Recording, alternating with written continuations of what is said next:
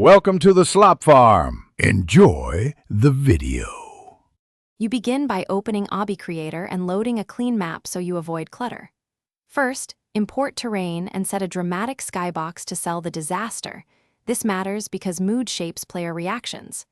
Once done, enable particle emitters, sound effects, and custom event triggers so you can control timing. Make sure to place reusable debris models and simple hitbox parts in a stash.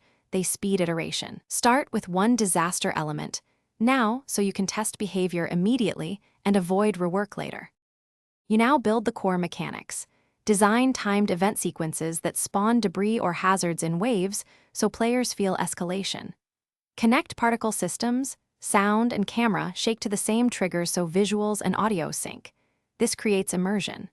Once done, tune intensity curves so effects go from subtle to extreme rather than sudden, and vary spawn locations to avoid predictability. Make sure physics-enabled pieces have realistic mass and bounciness, and use collision layers to prevent performance-heavy interactions. You finish by playtesting across multiple loops, checking for balance, frame rate, and unexpected behavior, because player experience depends on both fun and stability.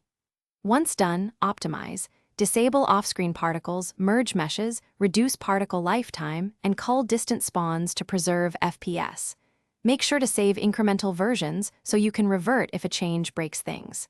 If something goes wrong, isolate the failing trigger and reproduce it in a minimal scene. This pinpoints the cause quickly so you can fix it without guessing. Thanks for watching. Consider subscribing if we helped you today.